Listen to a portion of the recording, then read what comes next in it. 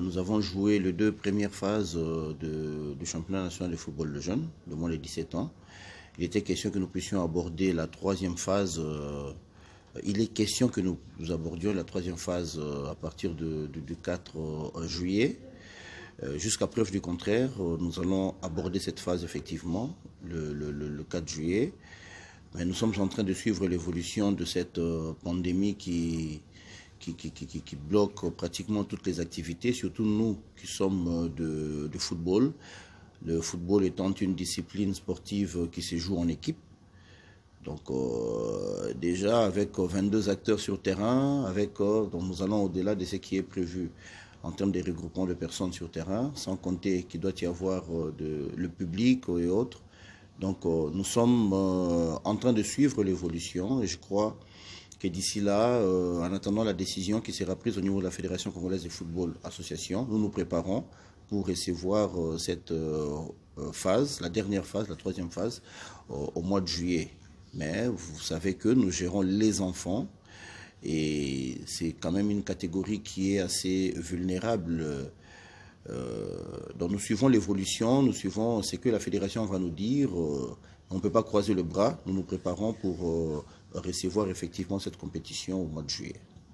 Et si la maladie persistait, si les contaminations, si les mesures persister jusqu'au mois de vers... À l'impossible, nul n'est tenu, madame. Donc si déjà, à la fin de ce mois, on n'arrive pas à lever cette mesure et que la pandémie poursuivait son avancée, je crois que nous serons obligés de communiquer aux équipes qualifiées de pouvoir oublier cette compétition, quoi, carrément. Parce qu'il ne faut pas oublier que pour participer à une compétition de haut niveau, il faut un temps de préparation. Pour participer à une compétition de haut niveau, il faut un internement. Toutes ces étapes ne sont pas respectées en ces moments-ci. Donc jusqu'à la fin de ce mois, si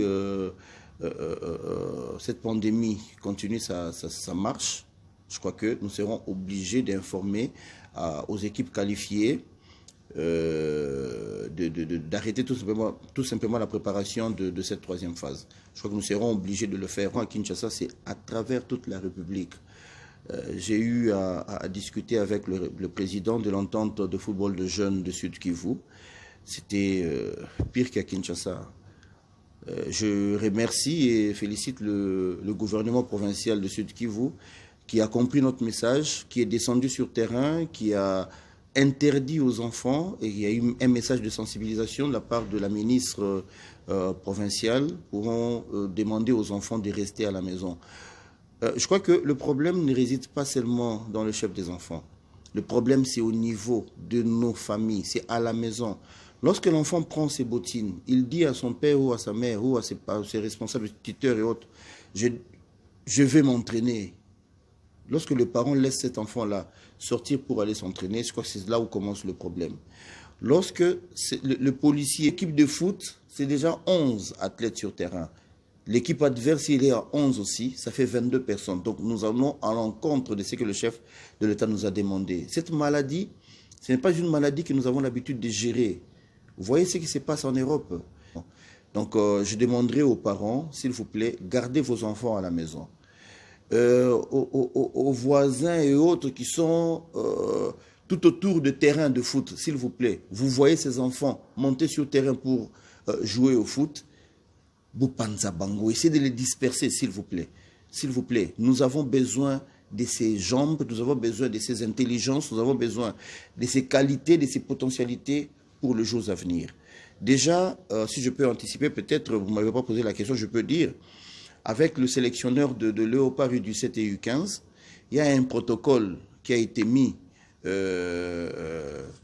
sur pied pour que le joueur présélectionné de Léopard puisse rester à un certain standing physique. On a communiqué à certains et d'autres auront ce protocole dans un bref délai. On vous dit combien de temps de sommeil vous devez avoir, qu'est-ce qu'il faut éviter en termes de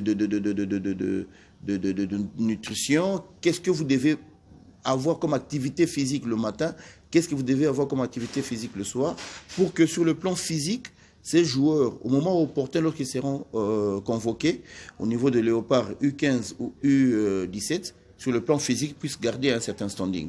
Le protocole a été élaboré. Nous avons, et là je tiens à remercier le coach Eric Chibassou et le médecin de U17, Madame Gisèle Bampumboudia, qui ont eu à élaborer un protocole. Et ça, nous avons donné aux joueurs.